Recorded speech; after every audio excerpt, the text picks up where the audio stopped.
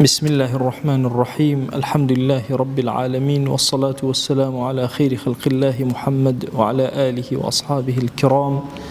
وتابعيهم بإحسان إلى يوم الدين. ربنا أرنا الحق حقا وارزقنا اتباعه، وأرنا الباطل باطلا وارزقنا اجتنابه. ربنا آتنا في الدنيا حسنة وفي الآخرة حسنة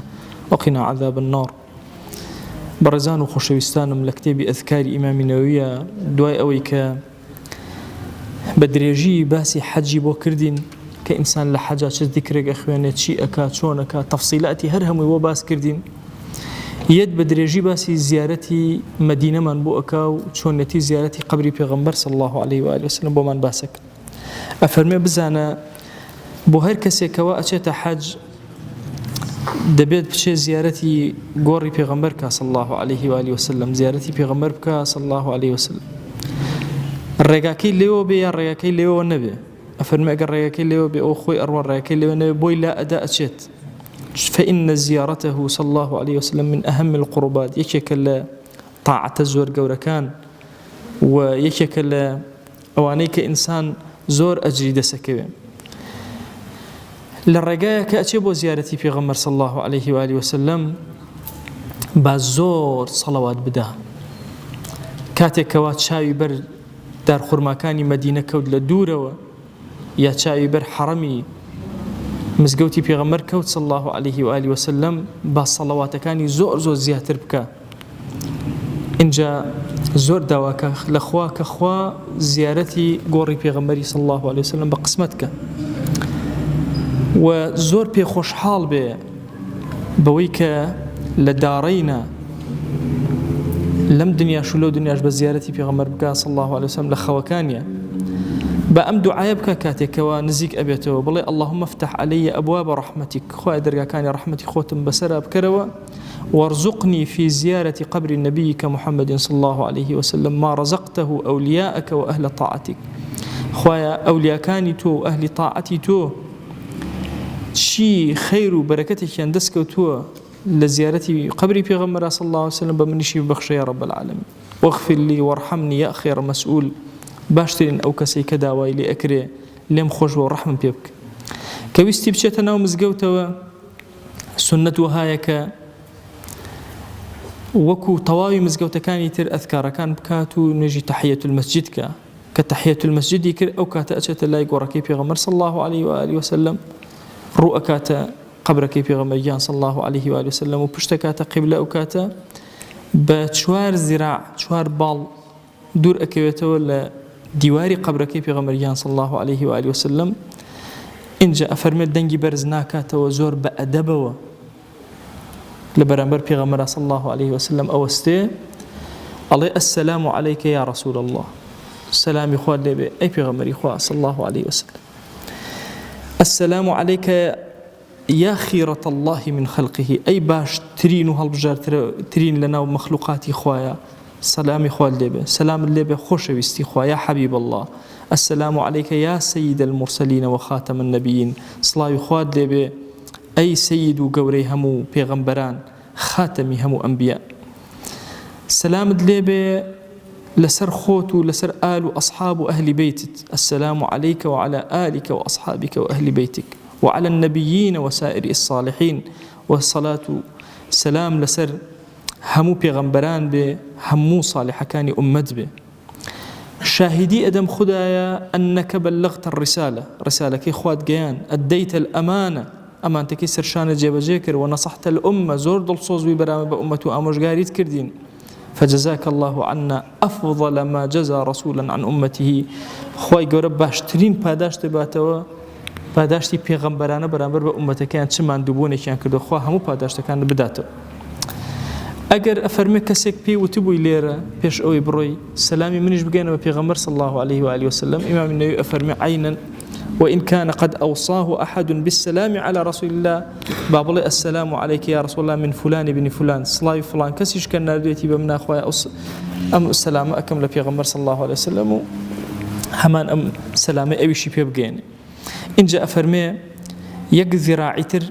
بابوداي راس بروا صلابك لإمام أبو بكر، ذراعي تر بروا صلابك لإمام عمر. شكو هرسي قورك بيكون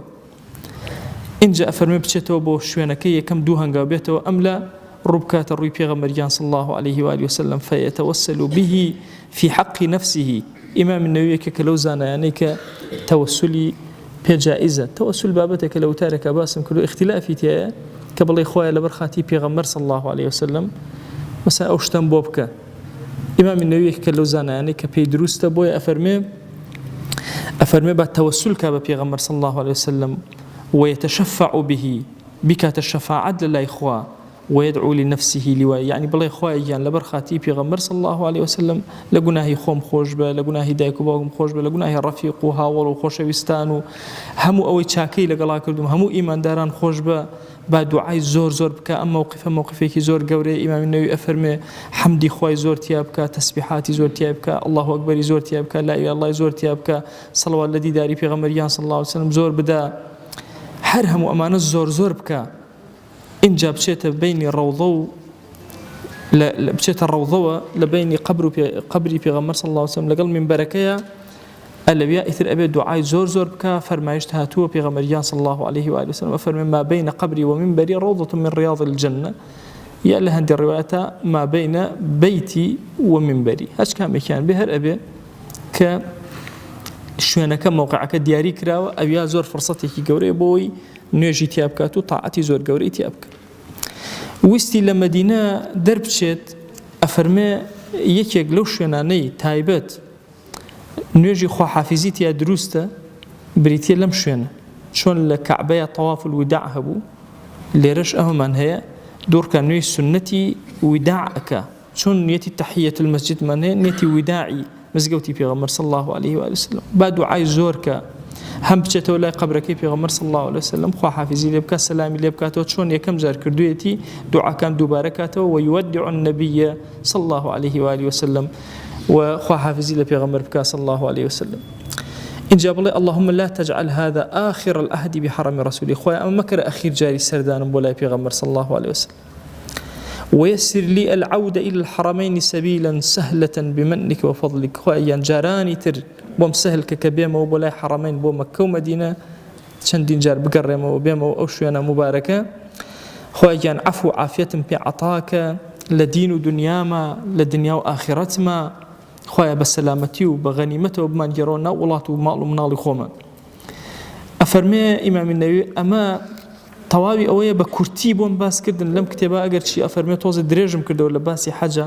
ئەڵێ کتێبێکی تایبەتم نووسیوە لە مەناسیک و باسی حەجە لەوێ تەفسیلتر باسی ئەەکەم، ئەڵێ ئەمە کورتە و پوختەیەک بوو کە بۆم باسکردن ئەتوان بگەڕێنەوە سەر ئەو کتابە. اینجا ئەفەرمێ ڕیوایەتێک کۆتایی بە بابەتە ئەهێنێ ڕیوایەتێک بۆ ئێمە ئەیگەڕێتەوە. ئەفەرمێ عوتبی گێڕاوێتیەوە ئەفەرمێ جارێکیان لە خزمەت گۆڕەکەی پێغەمبەرا بووم صلی الله عليه وسلم پیاوێکی عەرابی هات وتی السلام عليك يا رسول الله، صلاة إخوان لي بأي پیغمبر صلى الله عليه وآله وسلم.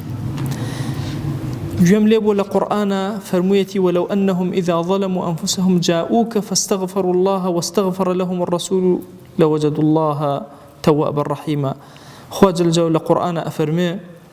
أو أنا أجر ظلمك لنفسي خوام كده جناهي شام كده أهاتن بولايتو أي پیغمبر صلى الله عليه وسلم أصحاب فاستغفروا الله واستغفر لهم الرسول داوای لێ خۆشببوونیان لەخوا ئەکرد کە ئاهاتن بۆ لای تۆ پێغەمبەریانی صلی الله عليه وسلم داوای لێ خۆشببوونی بۆ ئەکردن لەخوا لەوەجدوا الله توابا رحیما، بەهۆی داوای لێبوردنی پێغەمبەرەوە صلی الله عليه وسلم بۆ کەسێکە خوا جل جلاله تواب و رحیم بۆ عەفویە کرد. ئەفەرمێ کابرای عەرابی وتی وقد جئتك مستغفرا من ذنبي، هاتم ئەی پێغەمبەر صلی الله عليه وسلم بۆ لای تۆ ئەمەوێ طەڵەب کەم و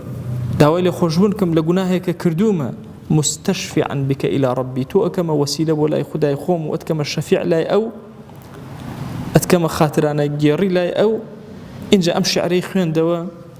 فرمو يا خير من دفنت بالقاء عظمه، أي باشترين كسيك كإسقان كاني لنا وقلان ألم شوينا نجراون فطاب من طيبهن القاع والأكم، كأو نجرا بيغمر صلى الله عليه وسلم هرشي سرزوية همو خاككي بو بون خوش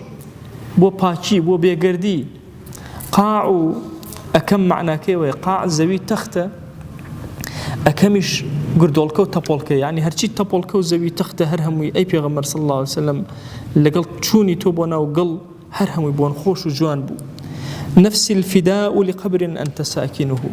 أي نفس بقربان قبر بكتوت يا أي پیغمبر صلى الله عليه وسلم، فيه العفاف وفيه الجود والكرم. لنا وأم قبريا عفاف باجتي هي جود وكرم وبخشندي هموي لركوتو كبيغمبر صلى الله عليه وسلم. عتبية فرمي كسك الروشت الله كمك خوم لك ودواء أم كسا الله شعر كانم لبرك زور بلا موجوان بو الله بيغمبر صلى الله عليه وسلم هات خوم بيوتم يا عتبي بربو أعرابي بالله فبشره بأن الله قد غفر له. بو أعرابي بالله كخواج الجاولي خوجو الله شوم قرام أعرابي كم دوزيو بيومت ك خوكم بيني وبيغمبر صلى الله عليه وسلم مجدي بيداوي كخواي قورا ليت خوجو. أما أكاتكوتاي أم بابا إتل الدواء أو إمام النووي باسي أذكاري جهاد من بو أكال بيناوي خوايات شكا جهادي شون حج ذكري تايبتي خوي هي بابي جهادي بابك لبابا كان فقه إسلامي وأذكار دعوات أوشتاني تايبتي خوي هي. أما كعرزم كردن بشيك بولا كتابي أذكاري إمام النووي كيك لو كتاباني زانيان فرمويانا أو اندقرنجا بعد دار واشتري الأذكار مالكت بفروشة بس كتابي لم كتابي أذكار أنا بكرة بالالات بيتو إسفادي لي بكيتو سودي لي ورقت داوما لذاتي باكي برودقار خوايا هر دعائك ما لم كتابة مباركة خوان دو خوايا بو ايمشي جيرابك يا رب العالمين يا ربي خوايا جان هر فرماشتكي بيغمبر صلى الله عليه وسلم لما خوان مانوا بكر بركته بسر جيان مانا ببارنا بكر النور بنا وقركان مان بكر النور ساحي محشر من يا أكرم الأكرمين. آمين آمين والحمد لله رب العالمين وصلى الله على سيدنا محمد وعلى آله وصحبه وسلم تسليما كثيرا أبدا إلى يوم الدين. خواهي قول لقناه من الشيء أجبوري وخوالي من قبولك.